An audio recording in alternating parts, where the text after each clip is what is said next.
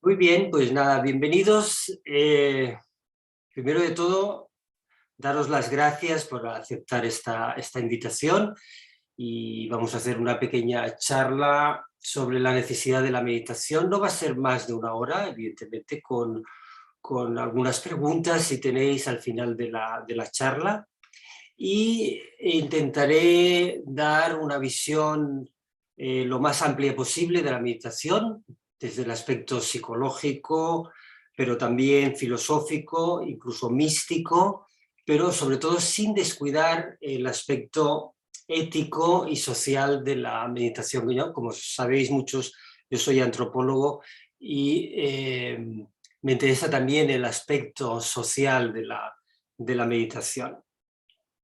Y en ese sentido creo que es posible una meditación que sea laica, que sea sencilla, que esté adaptada, que sea además inteligente, o sea, que se entienda cuáles son todos los pasos y el porqué, y que esté integrada en la vida. Quizás soy excesivamente optimista, pero desde mi reconocimiento y valor de todas las tradiciones meditativas que nos han llegado hasta ahora, pero yo creo que tenemos que dar un salto y salir a veces del dogma, de las estructuras, de la jerarquía, etcétera, etcétera, y poder vivir la meditación de forma cotidiana y sencilla.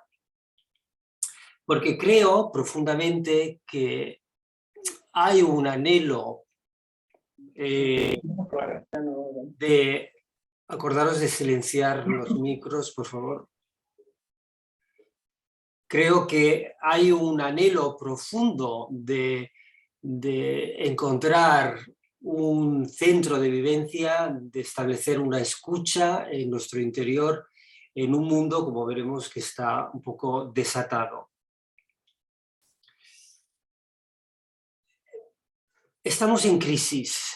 Creo que todos estamos de acuerdo. Estamos en crisis. Esa crisis es una crisis muchas veces personal, pero que también es colectiva y se solapan las diferentes crisis. Como ya sabemos, la crisis sanitaria arrastra una crisis económica que también desequilibra a la política y la crisis ecológica no hay manera de ponerle el hilo, ¿no? Y tenemos la sensación, creo muchos, que vamos en un barco a la deriva. Porque más allá de estas crisis aparentes, lo que yo creo es que hay una crisis de valores, hay una crisis profunda de valores. Todo avanza y todo avanza muy deprisa. Vivimos en la cultura de cuanto mayor velocidad es mejor.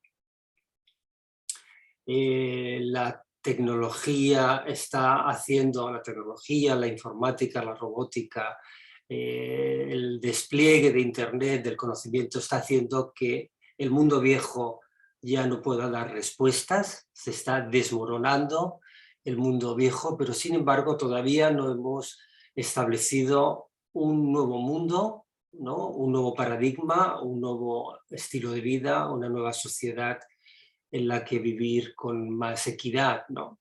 Entonces, estamos en medio del huracán, estamos en medio de dos mundos, estamos un poco en ese interregno y no es extraño pues, que aparezca pues, angustia, ansiedad, depresión, tristeza, impotencia, que de alguna manera la tradición ha venido a llamar dukkha. Dukkha es ese sufrimiento, pero podríamos interpretarlo como un sentimiento intenso de limitación y una angustia existencial y una insatisfacción profunda ante la vida que vivimos, ¿no? Es decir, ese sentimiento de limitación nos produce sufrimiento, que ya sabemos, como nos dice la tradición, que esas raíces que producen dukkha tienen que ver con la ignorancia ante lo esencial de la vida, un exceso de individualismo, un deseo desmedido, una aversión irracional, un apego excesivo a la vida o a lo que nos da seguridad. Esas son las raíces que producen sufrimiento y que precisamente el momento actual es el que está haciendo emerger todo ese sufrimiento, ¿no? Creo que a nivel individual, porque hemos de partir desde el individuo, creo que tenemos mucho ruido interior y tenemos también mucha confusión, ¿no? Como no podemos inhibirnos ante la acción, porque la crisis impele a buscar soluciones a todos los niveles, pero qué mal arreglo tiene el mundo si nuestra acción es precipitada, es parcial, es interesada, es insuficiente, es egoísta, etcétera, etcétera, etcétera, ¿no? Por tanto, no hay otra, desde el punto de vista que nosotros partimos, que empezar a revisar cuál es nuestro punto de partida, porque toda acción bien intencionada, pero si está condicionada, evidentemente va a producir un efecto colateral indeseable. Y entonces, una de las cosas que yo suelo decir es que para entender este mundo, para entender lo cotidiano, para entender lo que estamos viviendo, hay que salir de lo cotidiano, hay que tomar distancia. Precisamente esto es lo que buscamos en el espacio meditativo, tomar distancia, buscar perspectiva, ¿no? Ampliar nuestro horizonte de miras. Y evidentemente con dos objetivos principales que son convertir el ruido, la agitación, el frenesí interno en calma y transformar la confusión, la duda en claridad. Calma y claridad van a ser los dos elementos principales que vamos a buscar en el espacio meditativo. Porque desde esa calma y desde esa claridad nuestra acción es mucho más fácil que esté sincronizada con lo que reclama la vida y producir menos error y por tanto menos sufrimiento. La idea es que hay que sentarse voluntariamente y salir del flujo de las acciones, y esto es importante para encontrar un punto privilegiado de observación. ¿Por qué? Porque evidentemente en medio de la familia, en medio del trabajo, en medio de la ciudad, en medio de las actividades, es muy difícil observar, muy difícil darse cuenta de cuál es el resultado de nuestros actos. Por tanto, buscamos en la meditación retirarnos, y remarco, retirarnos un poco de ese flujo de actividades, muchas veces caótico y sin medida, para poder observar nuestra vida, simplemente, ¿no? Para desenredar la madeja de nuestro sufrimiento, de ese dukkha que hablábamos antes. Y este ir hacia adentro, esta observación interna, pasa por reconocer la vida interior, nuestra vida interior. Que muchas veces esa vida interior va por un lado, nuestra mente va por el otro, nuestras acciones van por el otro, y hay, como bien dice el yoga, desunión, ¿no? Desunión delante de la vida. Conocemos poco y mal esa vida interior. En esa vida interior aparecen sensaciones, percepciones, emociones, sentimientos, intuiciones, imágenes, recuerdos, fantasías, todo tipo de ese poco calidoscopio interior.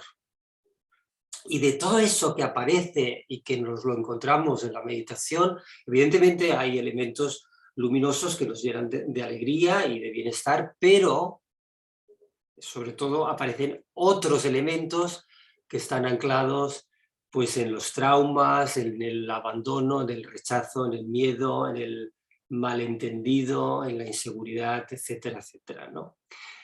Elementos que discretamente guardamos muchas veces debajo de la alfombra del olvido y que pues muchas veces ninguneamos o reprimimos, pero eso que duele, evidentemente, tarde o temprano sale a flote.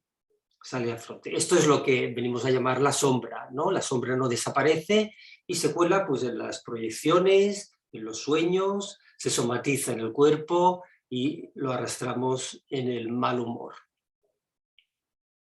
Somos, esto duele, cuando meditamos, somos seres condicionados. Y por eso nuestros actos también lo están. La hipótesis de trabajo es, si pudiéramos observar cómo funciona nuestra mente, dónde se enreda, dónde se atrapa, dónde se bloquea, seguramente podríamos ganar libertad, ¿no? Y desactivar el mecanismo neurótico que genera sufrimiento. Somos nosotros, todos lo sabemos, los peores enemigos, ¿no? Somos los que nos boicoteamos, nos bloqueamos, ¿no? Y por tanto, esa observación sistemática se trata pues, precisamente de desactivar ese mecanismo neurótico y automático delante de las crisis, ¿no? Incluso si pudiéramos observar con detenimiento las motivaciones que hay detrás de nuestros actos, pues evidentemente ganaríamos mucha más libertad, que es lo que buscamos. En la quietud de la meditación nos damos cuenta que tenemos un cuerpo, que tenemos una mente, que opera con una estructura, con un carácter. Pero aquí aparece algo importante, ¿no? El darnos cuenta de que no somos el carácter. El carácter es una estructura de supervivencia emocional que nos sirve para sobrevivir en el mundo de vínculos en la sociedad, pero en realidad no somos el carácter, nosotros somos algo más, somos esa esencia. Ese ser, lo diría de esta manera, en contacto con la fuente, y ese descubrimiento de que somos el ser, ya hablaremos un poco en detalle de esto, nos puede llenar evidentemente de una plenitud, de una paz interior. Pero ese descubrimiento solo se puede dar si hay un desnudamiento interior. Y para desnudarnos internamente, pues tenemos que dejar caer fijaciones, pasiones, creencias, apegos, etcétera, etcétera, hasta quedarnos con lo esencial. Y evidentemente desnudarnos significa pues abrirnos a la realidad, ¿no? A la realidad interna y a la realidad externa. ¿Qué entendemos por realidad? Claro, evidentemente es lo visible, pero también la realidad incorpora lo invisible, lo que está manifiesto, pero también lo potencial, lo que está cercano y lo que está lejano, aunque no lo veamos, ¿no? Lo que es propio y lo que es ajeno, lo que forma parte del ser humano, pero también lo que forma parte de la vida en general. Dicho con otras palabras, la realidad no es de color rosa. La realidad no está en función de nuestras expectativas. La realidad no sigue una moral, ¿no? Va mucho más allá de esa moral. La realidad es cruda, es contundente, es insondable y es infinita. Y nosotros estamos en medio, ¿no? Me gustaría remarcar que ese ponerse delante o encima del cojín y de abrirse a esa esencialidad es quitar la tierra de nuestros pies, es dejarnos un poco en cueros, ¿no? Y eso pues requiere de un gran coraje. Entonces, en medio de esta realidad, lo único que podemos ver es que estamos en medio del misterio. Y esa infinitud que alumbra el ser, como bien podemos entender, es amenazadora para nuestra estructura caracterial, que es limitada y por tanto pues, aparece la defensa, la negación, el refugio en lo conocido y bueno, como mucho, como digo a mis alumnos en meditación, pues aparecen los obstáculos, tanto la agitación como el dolor, la negatividad, la dispersión, la duda, el sopor, la fantasía y eventualmente pues el vértigo ante la disolución de ese infinito.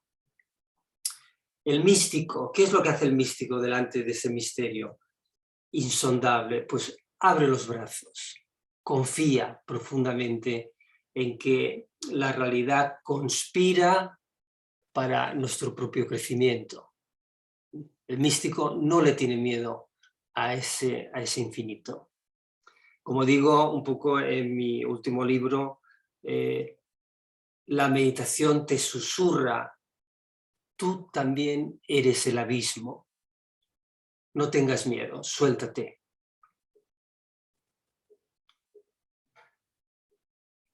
A otro nivel, en tanto que estábamos hablando de desnudamiento, la meditación es el arte de la simplicidad del ser. Y por tanto, lo que hacemos en meditación es podar todo aquello que es obsoleto, redundante, superficial, anecdótico, pretencioso, burdo, etcétera, etcétera, hasta quedarnos con lo esencial, ¿no? Por tanto, es un ejercicio nada fácil de sobriedad, porque no nos damos cuenta, estamos atrapados en una hipercomplejidad de vida. Estamos ahí, ¿no?, tentados y atrapados en ese mundo tan tentador, ¿no? Vivir con aquello que es verdaderamente necesario y que además nos provee de belleza, de armonía y de profundidad es el kit de la sabiduría. No hay mayor tesoro que descansar en la presencia, siendo lo que uno es, ¿no? Siendo lo que uno es.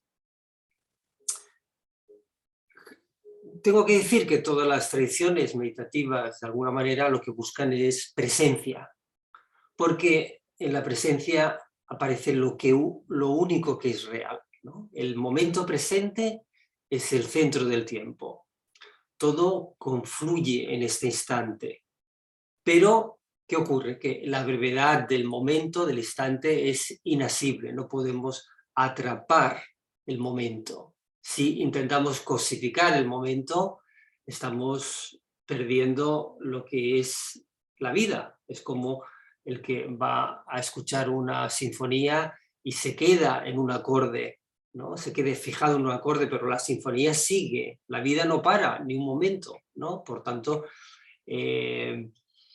cada momento nos está como actualizando lo que es la eternidad, ¿no? Nos damos cuenta en la meditación de la trampa del tiempo psicológico. Y esto es muy importante, ¿no? Porque el ego, nuestro carácter, se mueve en el tiempo a través del deseo, del apego, de la expectativa. O sea, por un lado busca en el pasado una identidad, muchas veces falsa, pero en la insatisfacción se proyecta en un futuro donde por fin podrá realizarse. Entonces, este ego es un constructo del tiempo, es un constructo de la mente y por tanto está hecho de pasado y está hecho de futuro. Pero pasa de puntillas por el momento presente, porque en el momento presente lo que siente es que se disuelve. En el momento presente tú no puedes estar en la dualidad, porque si no ya estás cosificando ese momento. El momento presente te hace estar plenamente, ¿no?, disolviéndote en la realidad, siendo parte de la realidad. En la presencia, la vida refulge, se renueva, se manifiesta directa, de forma fresca, ¿no? Esta es la mirada que aparece en la meditación, es una mirada de ver la realidad de forma novedosa. Una imagen que creo puede ser interesante es que si no hemos nadado en la profundidad, no sabemos lo que es el océano. Y por tanto, la meditación se puede convertir en una puerta hacia esa infinitud del ser. Dejarse flotar, sigo la metáfora, en el océano, siendo agua, siendo ola, siendo espuma, siendo viento. Porque, retomando un poco lo que decía anteriormente, hemos confundido tantas veces lo que es la visión de la realidad por la realidad misma. No vemos la realidad tal cual, lo que vemos es una imagen proyectada, ¿no?, de nuestras expectativas, ¿no? Si pudiéramos atravesar esa capa gruesa de nuestra mente y pudiéramos ver la realidad, nos daríamos cuenta de que vivimos en una burbuja. Es decir, vemos sin mirar, oímos sin escuchar, vemos de pasada a través de las categorías mentales que economizan nuestro esfuerzo mental. Pasamos 1000 veces por delante del árbol y no lo vemos. No lo vemos de verdad, solo vemos un árbol de cartón, ¿no?, una figura en la pantalla mental. La meditación, por tanto, es ponerse en disposición de ver el árbol real. El árbol real, sin coloración, ¿no? Sentir su estructura, su tronco, sus raíces, sus ramas, ¿no?, su aroma, su energía. Entonces es cuando dejamos de vivir en la fantasía y nos vamos haciendo mucho más reales. Te has de convertir un poco en árbol si quieres conocerlo. Pero quien dice árbol, dice tu propio cuerpo, tus propias emociones, tus propias intuiciones. Ese paisaje interno lo tienes que vivir, lo tienes que sentir, ¿no? Visitar ese mundo interior es, por un lado, reconocerlo, que no es nada fácil, no estamos acostumbrados a la escucha, y por otro, aceptar lo que es, te guste o no te guste, ¿no? Lo que nos habita es real. Pero en tanto que nosotros abrazamos eso que nos habita, seguramente se transforma, ¿no? Se transforma, porque en el fondo esa sombra no es más que luz enquistada, amor bloqueado, ¿no? Por eso los cuentos tradicionales son tan sabios, ¿no? Es decir, la Bella y la Bestia no es más que una metáfora de esto, es decir, la bestia no es más que un príncipe soberbio. Cuando es verdaderamente amado, se transforma nuevamente en príncipe. Podríamos decir que la meditación es un camino difícil, porque requiere soltar los agarraderos que nos daban precariamente una cierta seguridad. ¿Y cuáles son las asignaturas profundas de esta meditación? Primero, aceptar que todo es impermanente. Todo cambia, todo fluye, todo gira, todo sube, todo baja, todo crece o decrece. Y aquí viene lo importante, que todos vivimos, pero también morimos. Y esta asignatura no es fácil de asumir, en tanto que el ego vive en un narcisismo donde se siente omnipotente y en sus ficciones ahuyenta lo que es la certeza de su mortalidad. El otro elemento que aparece cuando profundizamos en la meditación es que todo, absolutamente todo, toda circunstancia, toda experiencia, tarde o temprano, nos lleva a la insatisfacción. O al menos se va a mantener solo un tiempo, ¿no? Cualquier promesa de estabilidad será defraudada, ¿no? Porque se volverá inseguro, porque habrá apego, porque habrá rechazo. La felicidad, y esto es algo que nos vamos dando cuenta cuando cumplimos años, no reside en algo externo. No está en ninguna circunstancia. La felicidad viene, en todo caso, de una forma de vivir, de una aceptación profunda de lo que existe, y esto es quizás lo que nos da felicidad, ¿no? Y una tercera asignatura, un poco reescribiendo lo que dice el budismo, ¿no? Es que hasta la misma identificación de lo que nosotros creemos ser se mostrará insustancial. Creemos ser el árbol majestuoso en la roca que divisa el horizonte, pero en realidad, por debajo de tierra, en el entramado de las raíces, nos damos cuenta de que no somos el árbol, sino que somos el bosque, ¿no? Somos un flujo de conciencia, somos el espacio donde aparece y desaparece todo, pero no hay nada donde agarrarnos. Nos parecemos más a una danza creativa en medio de la sinfonía de vida que algo fijo, que a esa autoimagen que tenemos introyectada y que intentamos salvar a toda costa.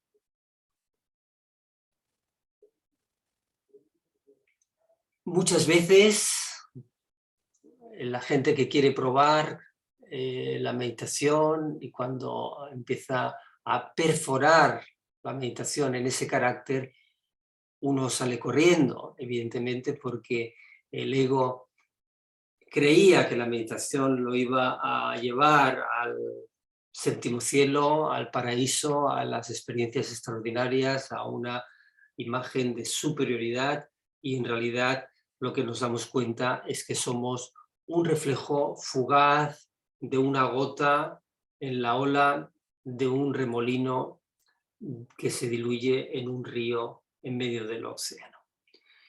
No somos nada, somos tan breves en el tiempo, tan pequeños en el espacio, tan prescindibles en la evolución, que lo único que cabe es saltar por encima de ese carácter y a intentar abrazar el todo.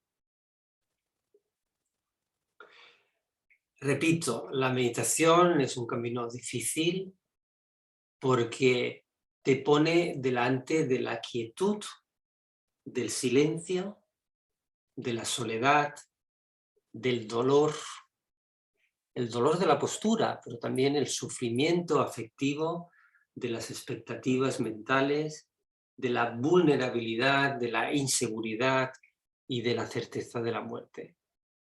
Y esto no es una empanada que se pueda comer con facilidad.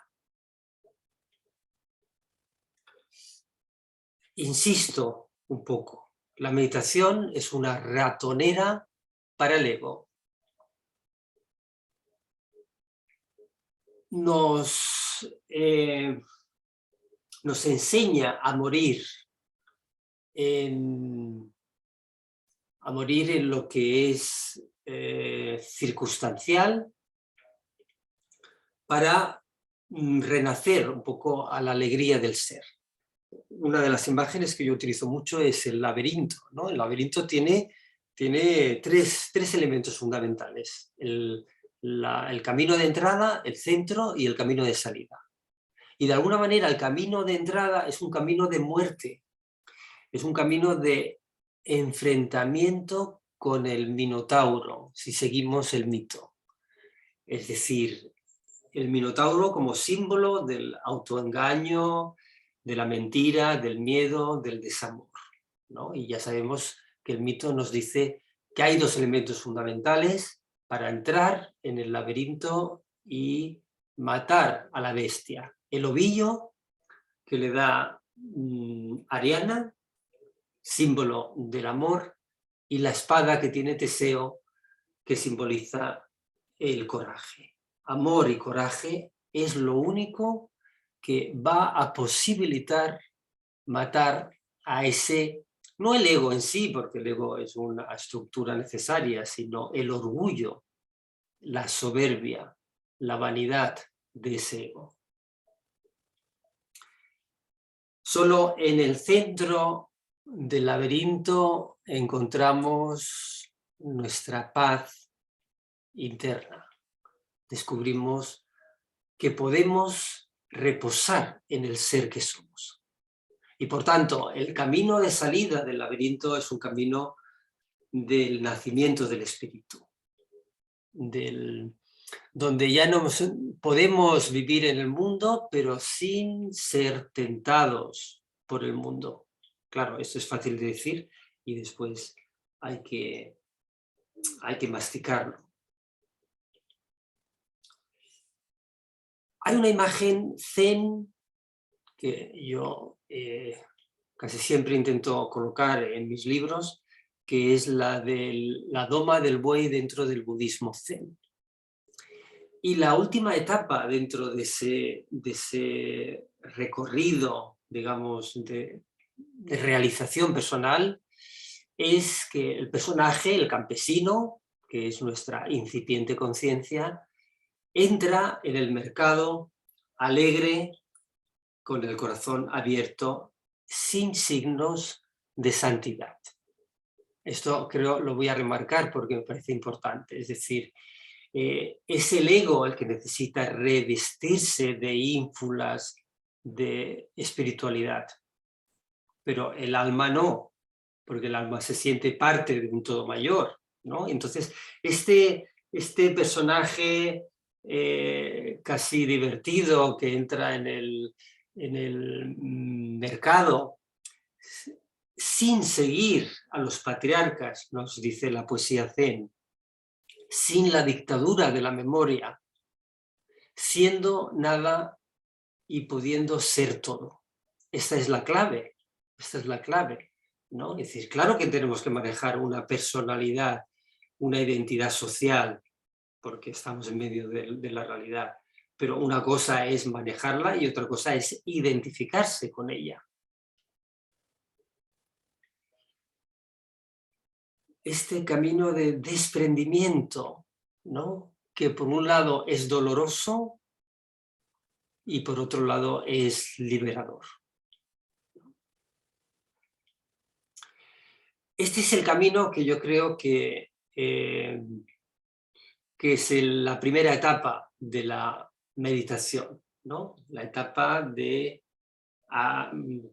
vuelvo un poco a repetir, de salir del flujo inconsciente o de las acciones, buscar ese punto privilegiado de observación, poder ir hacia adentro para observar esa vida interior y para dejar caer todo eso que es innecesario, para de alguna manera reposar y reconocer el ser, ¿no? El ser que somos. Pero esta solamente es la parte fácil. Esta es la parte fácil, a mi entender, del camino meditativo. Lo que me parece más difícil es levantarse del cojín, volver a retomar la vida que habías dejado momentáneamente en el umbral de la puerta y volver a la vida real. Porque precisamente es la vida que vivimos la que importa. Es decir, el espacio meditativo no era más que un laberinto, un laboratorio de experimentación, un espacio de purificación.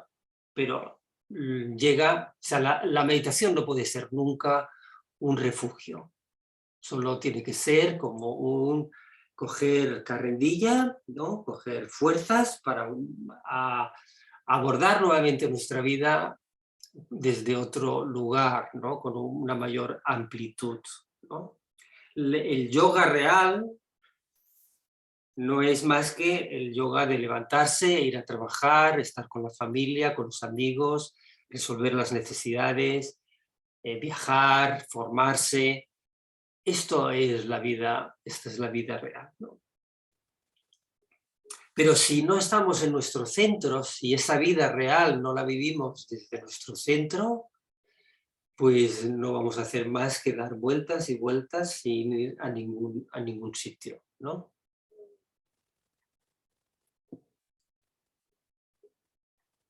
La misma experiencia meditativa termina por ordenar nuestra vida y dándonos cuenta de lo que es innecesario. Por ejemplo, es decir, por poner un ejemplo, cuando abres un cajón o abres el armario y te das cuenta del caos o del el acumulo que has hecho, cuando te das cuenta de esto, pues la reacción más inmediata es pues hacer una selección. Esto no me lo pongo, esto no quiero, esto no lo necesito, y quedarte precisamente con lo esencial, ¿no? La meditación no es un viaje en globo donde extasiarse con experiencias extraordinarias, ¿no? O filosofías exquisitas, ¿no? El objetivo profundo de la meditación es convertir la experiencia meditativa en una ofrenda para entregarla al mundo. ¿Cómo ofrendamos esta entrega? Porque desde ese silencio, desde la humildad de la meditación, yo creo que generamos, como digo en mi libro, generamos un halo que lo envuelve todo, ¿no? Estar más disponibles, ser más amables, más compasivos, ¿no? Conectar más con la alegría, con la relatividad de las cosas. Esto lo va a disfrutar nuestros hijos, nuestra pareja, nuestros amigos, nuestros compañeros de trabajo, en general el mundo, ¿no? Este es el mejor regalo que nosotros podemos hacer. Por eso cuando mis alumnos dicen, y es la gran mayoría, la dificultad de ponerse a meditar cada día, yo les digo, no medites para ti, por favor. Meditar para ti es un acto casi como en bucle, ¿no? Es decir, donde no sales de ti, medita para el mundo, medita para los demás.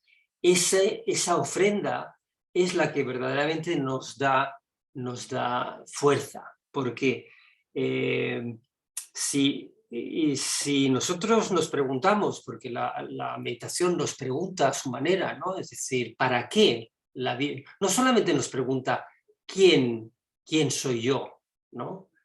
Sino que también nos pregunta ¿para qué la vida? ¿No? Y cuando uno descubre ese propósito de vida, entonces tiene una dirección, ¿no? Tiene una dirección. Pero ¿cómo sabemos cuál es el propósito de vida? ¿No? Es decir, a mí me parece, desde mi pequeña experiencia, que son los dones que te da la vida que después, inteligentemente, nosotros cultivamos, que son los que se van a convertir en un servicio para un bien común, ¿no? Y cuando haces ese tránsito, ¿no? Desde lo que te otorga la vida, que tú cultivas, pero después lo ofreces como un fruto, esto es realmente el arte de vivir orientado, ¿no? Es decir, como haría el árbol, ¿no? Es decir, que coge los nutrientes, la luz del sol y convierte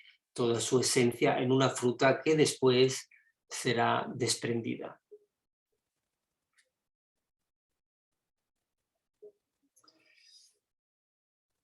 Vivimos en la arena del mundo, eso es cierto, ¿no? Y la sociedad nos hace de amortiguador. ¿no? Nos hace de colchón. Es decir, no podríamos vivir sin la sociedad, sin los demás. Somos seres necesitados, ¿no? Pero la sociedad nos hace de colchón, pero también nos mete en una maraña difícil de salir, nos complica la vida, porque los seres humanos somos bien complejos, ¿no? Entonces, si bien es cierto que la cultura genera unos códigos de convivencia para no caer en la barbarie, y a esto le llamamos moral, ¿no? Esa moral que está cocida a fuego lento a través de la historia del tiempo, pero que viene cargada de patriarcado, de sexismo, de clasismo, de racismo, etcétera, etcétera, y que nos dice qué es lo que está bien, de lo que está mal, lo que está permitido, de lo que está prohibido, lo que se puede mostrar, de lo que no. Pero esta moral que está introyectada porque la hemos mamado desde bien pequeñitos, no puede dar respuestas ante la crisis planetaria y personal en la que vivimos. No da, porque precisamente esa moral forma parte del conflicto, del problema y no tanto de la solución. Por eso que, como os decía, desde mi visión más social de la meditación, creo que la meditación tiene que aportar una ética en la cual nada humano sea ajeno, y que nadie, porque viva lejos o siga otra religión o tenga otro sexo, otra cultura, sea discriminado. Es decir, en la ética, tal como yo la entiendo, hay una reverencia profunda ante la existencia. Y cada ser humano, yo diría, cada ser, cada animal, cada planta tiene derecho a existir y a expresarse, ¿no? A pesar de nuestras incoherencias, cada nacimiento de una persona es el símbolo de una posibilidad de desarrollo de algo nuevo, ¿no? En este sentido, el proyecto humano es un proyecto de dar dignidad a la vida, ¿no? Pero requiere voluntad de volverlo consciente. Necesitamos, como os digo, una ética fuerte, reparadora y liberadora, donde colocar al individuo frente a sus actos y consecuencias.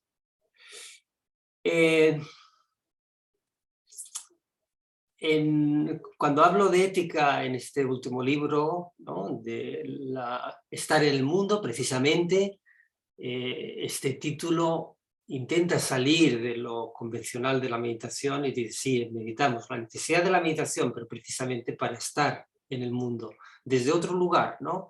Y entonces hablo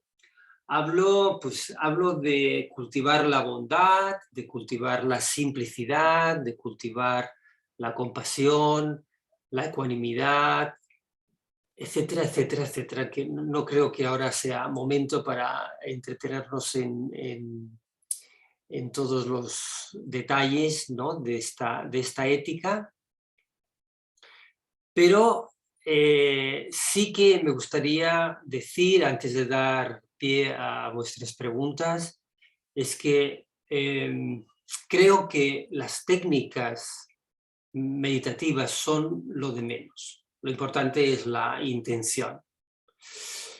El saberse que estamos en camino, que estamos condicionados, que interpretamos la realidad desde nuestras creencias no revisadas, ¿no? Que muchas veces intentamos escapar del sufrimiento anestesiándonos, ¿no?, mirando a otro sitio, con hiperactividad, con sucedáneos de felicidad, pero el sufrimiento no se desactiva sino desde dentro, desde la comprensión profunda de qué es lo que nos ata a ese sufrimiento.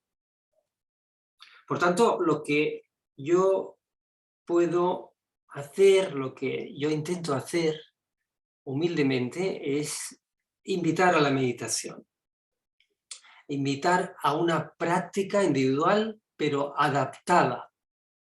¿Por qué?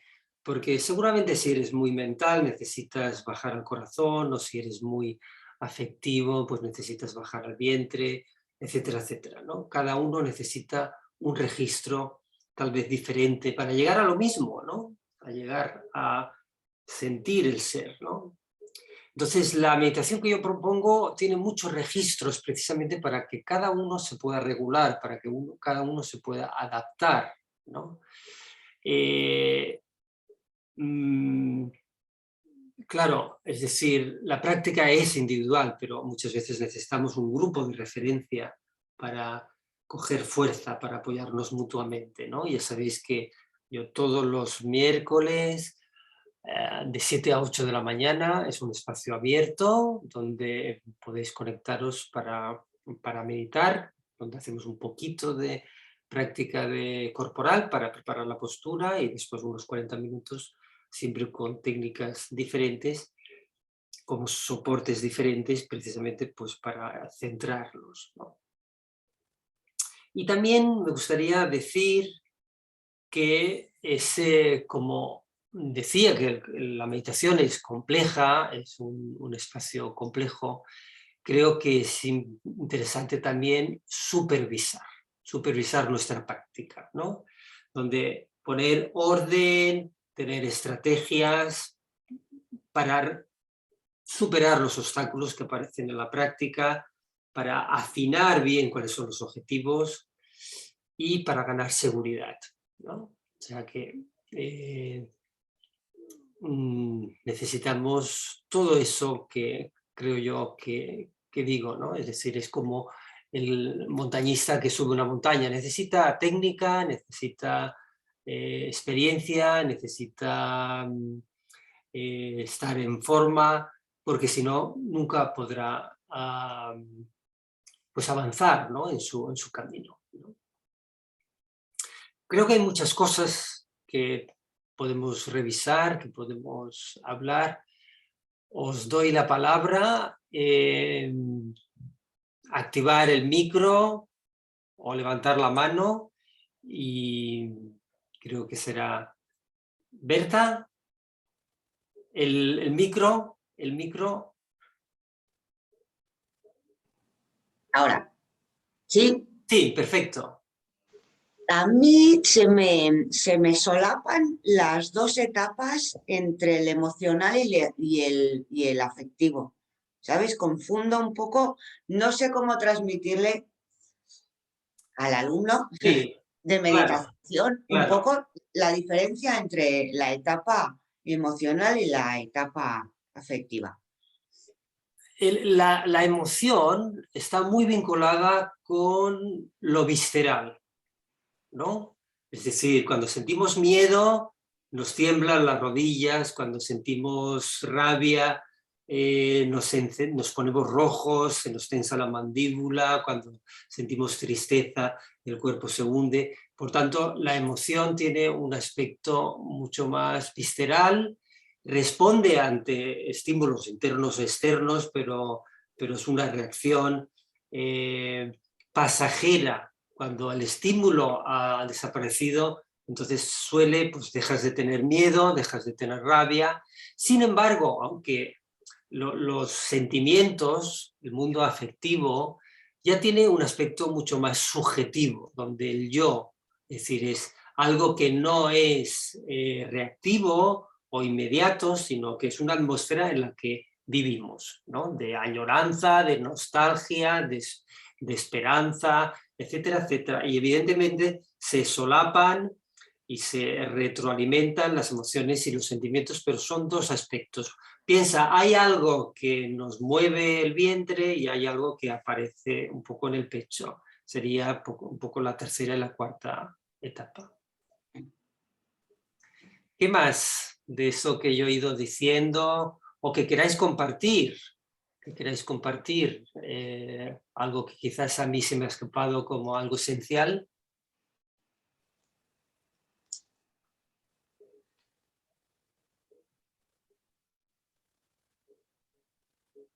No, yo más la necesidad de meditar cuando más te cuesta, ¿no? Claro, Porque claro, lo fácil es sentarte en el cojín cuando todo va bien, por lo claro, menos claro, eso es.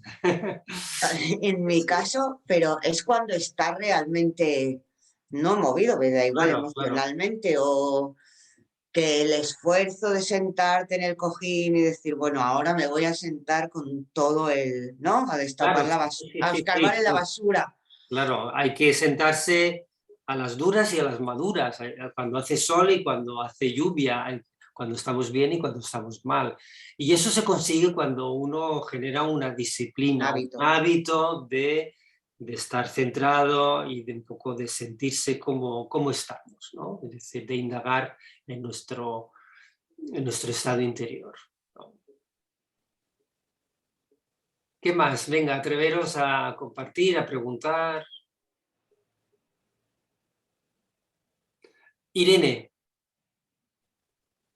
el micro, vale, Sí, ahora. Julián, primero te quería felicitar por el libro porque realmente para mí lo estoy disfrutando mucho y bueno, es como una pequeña joya que hay que releérselo y os invito al resto de personas que o no lo tengan que vale la pena, que es un libro que Muchas gracias. es para tenerlo en la mesita de noche, ¿no?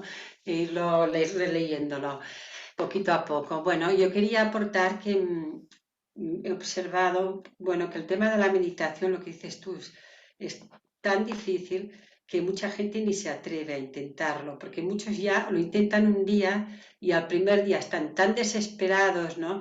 Porque claro, empiezan a notar, a sentir que están muy agitados, ¿no? Les pone más nervioso el tema de meditar, ¿no? Cuando eso es bueno, ¿no? Que les pase eso, de que se observen que están agitados, pero la gente se pone muy nerviosa, ¿no?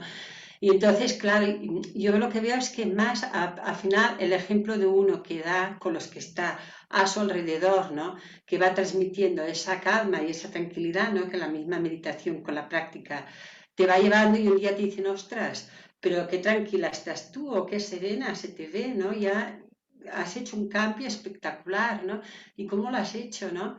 Entonces, pues yo lo digo porque mi propia experiencia más directa con uno de mis hijos, pues lo quiso probar, ¿no? Y fue eso, ¿no? De transmitir con el ejemplo Claro, esa, claro. porque lo es muy difícil, Sí, porque la sí, capacidad de trascender está tan carcomida en el mundo en que vivimos, porque no se ha fomentado para nada la claro. trascendencia.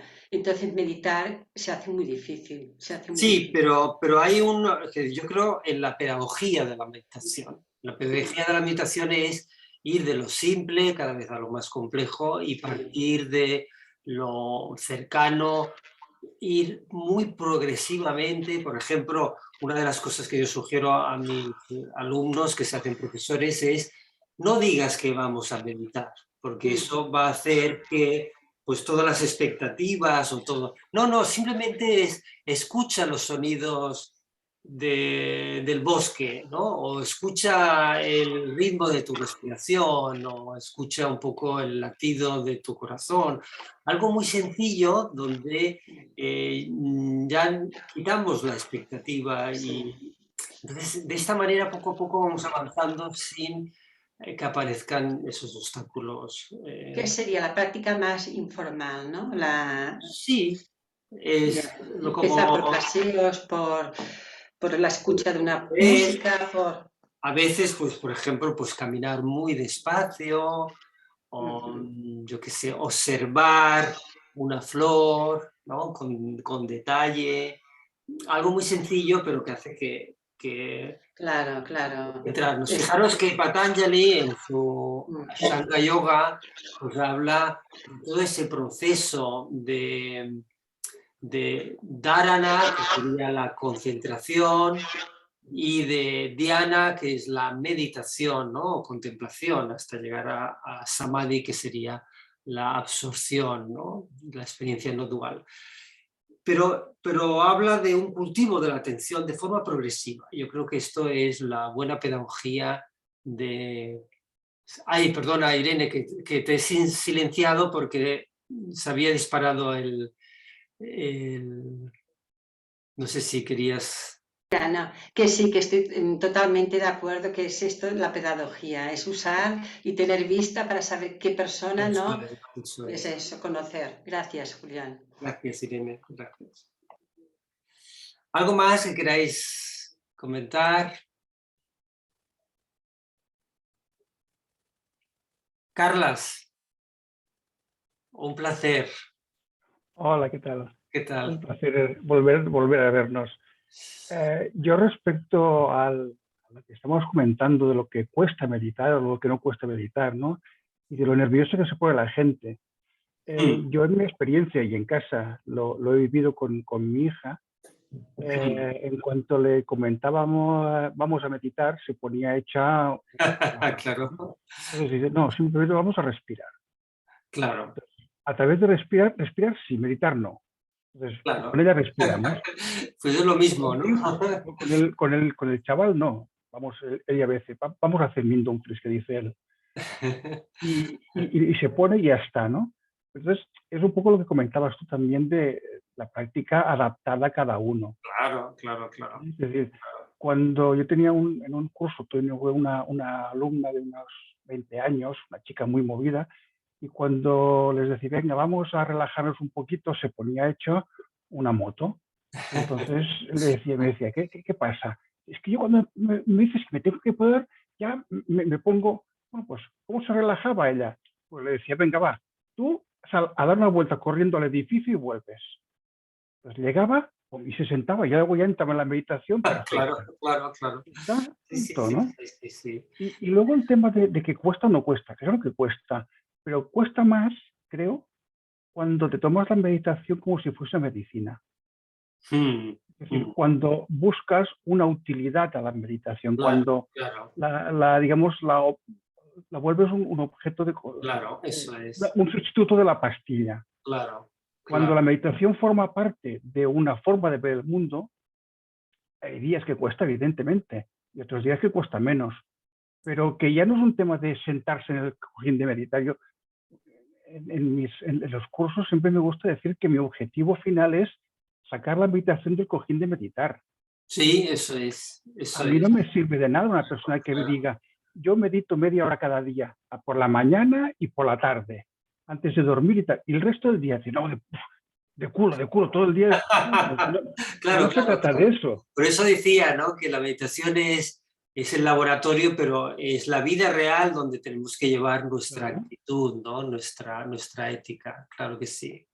Claro, por ejemplo, siempre digo, es uno de mis momentos zen del día es cuando me tengo que planchar la camisa para el día siguiente, que es lo último que hago antes de irme a la cama. Entonces, en ese momento estamos la plancha, la camisa y yo, no hay nada más del mundo. Claro, eso es. Es el momento de venga, y de ver cómo las arrugas se van deshaciendo, cómo se van marcando las líneas de la manga. Claro. Es otro momento distinto. Sí, cocinar, la jardinería, sea lo que sea, esto es lo importante, ¿no? Esa es la vida. Sí. Gracias, Carlas. Gracias. ¿Algo más que queráis compartir? Sí, Julián, algún pequeño consejo. De lo que me encuentro más es con gente que empieza y aún haciendo meditaciones cortas y así, que se encuentran con el dolor, con la incomodidad, ¿no? Y aunque más o menos le dices, bueno, puedes meditar en un cojín, bueno, no en un cojín, sino en una silla o en un banquete, que hay taburetes por ahí, sí. Veo que, aunque no lo hago muy largo, que bufan y que están muy desconcentrados por el tema de la molestia corporal, ¿no? Que tienen dolor o lo que sea. ¿Hay algún pequeño consejo, algo que...? Sí. Bueno, meditar, o sea, el cojín sería un poco lo que es tradicional, ¿no? Después el taburete simplifica el dolor de rodillas, pero la silla, yo creo que todo el mundo tiene la silla como accesible. Tú te sientas en una silla y pones la columna recta y todo el mundo lo puede aguantar. Lo que sí que te añadiría, Esther, es que muchas veces la quietud de la meditación, de la postura, es lo que nos lleva a una cierta ansiedad, y por eso muchas veces podemos hacer meditación en movimiento, ¿no? Por ejemplo, tú puedes poner las manos en el pecho, entonces inspiras, abres los brazos, expiras, ¿no? Y vuelves otra vez a cerrar, ¿no?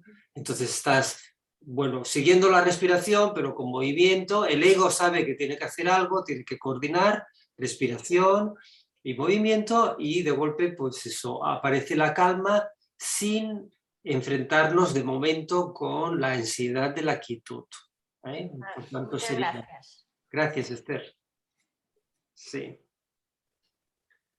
Antonio, hola, ¿qué tal? Perdonad que no he podido conectarme antes. Sí. No sé si lo habéis hablado.